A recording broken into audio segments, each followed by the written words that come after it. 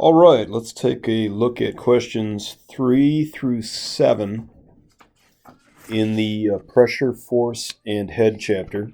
So, chapter 3 in the ODCO workbook, the rest of these pressure and head questions, these are all basically the same question.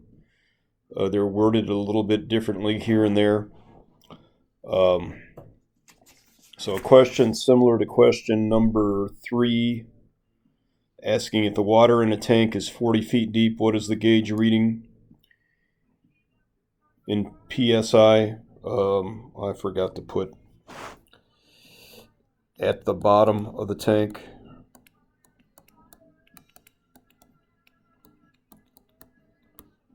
So to visualize this, we would just draw a round tank.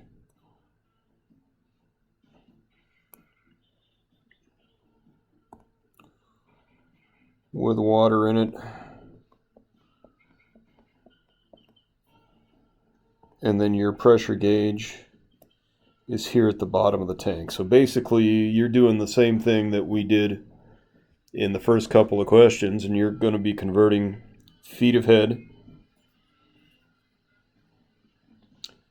So in this case, 40 feet of head into pounds per square inch. So it's just a straight feet of head to pounds per square inch conversion. The next question, which would be question or problem number 4, is the same exact question. Same question as number 3, except that now you're converting PSI into feet of head. So in this example, you'd be given let's say, another tank with water in it.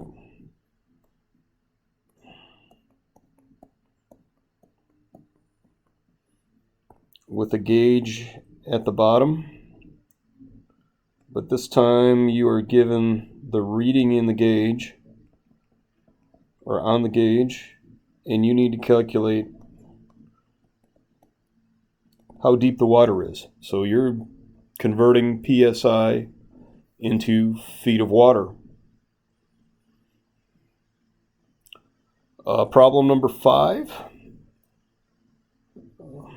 might seem a little tricky when you first read it, but it is asking you for force in pounds, and they're asking you for the force of pounds per square inch.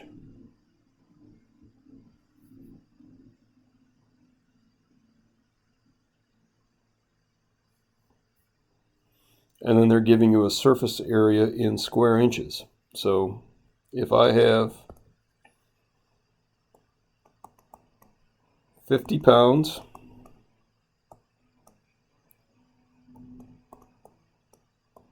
for every square inch,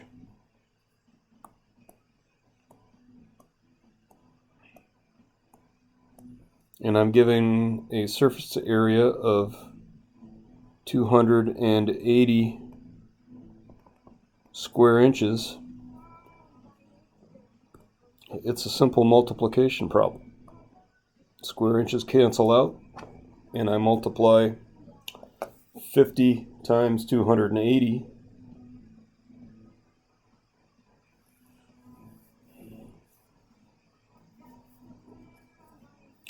Actually, I misspoke here. I'm going to actually dividing 50 pounds per square inch.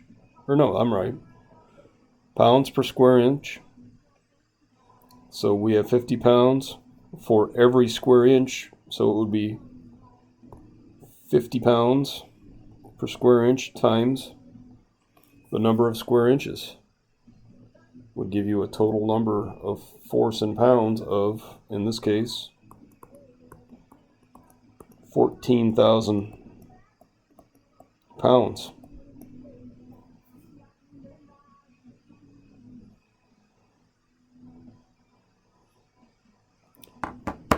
And then the last page, turning the page to problems 6 and 7. 6 is just, again, 3 more conversions, converting pounds per square inch, pounds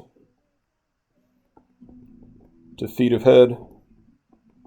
Just more practice doing that, which we've already gone over.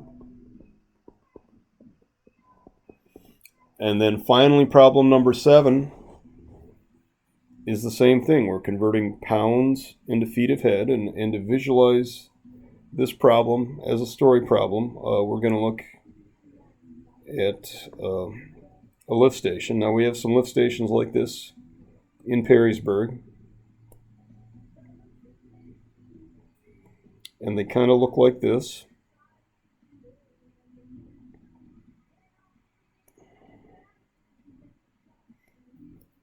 So there's a dry, what we call a dry can. Basically, it's a structure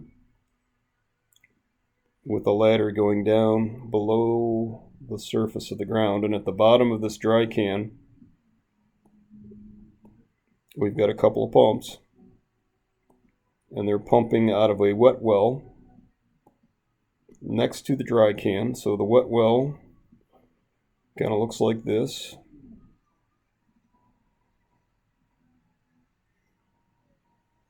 Usually there's a manhole or maybe an aluminum door or something.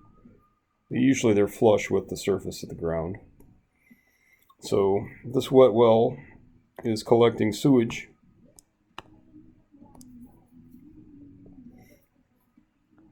The dry can has the pumps and controls.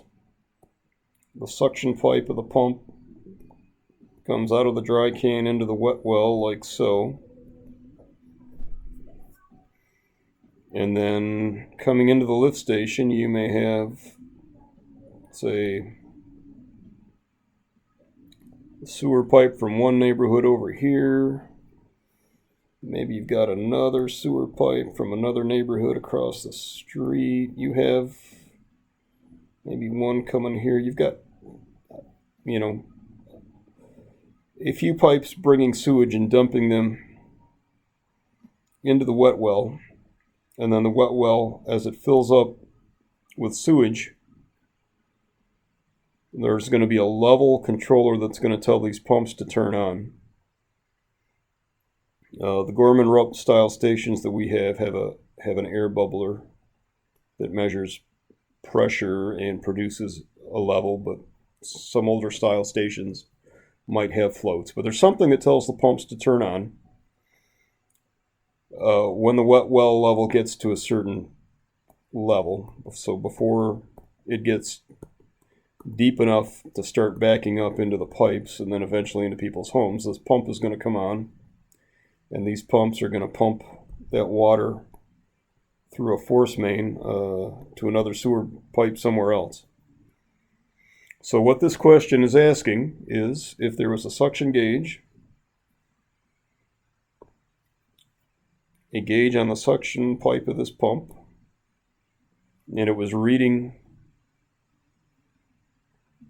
5.2 psi, how many feet of head are there in the wet well above the pipe? So you are just basically calculating how many feet of water to the water surface, and it's a straight psi to feet of head conversion. So as this wet well fills up with water, the water is going to come into that suction pipe, because like we talked about a little bit in class, as the water fills up, the water level is going to be above the center line of the pumps. So some of that water is going to make it all the way to the pump and is going to affect the pressure on that gauge. So that's what it's asking you. Calculate the feet of head based on the PSI reading on the gauge. So it's simple PSI to feet of head calculation, just like you've been doing all along. It's just written as a story problem. So, all right, that takes us through the first couple sections. and we'll move on to pumping problems with horsepower, and eventually flow rate problems after that. So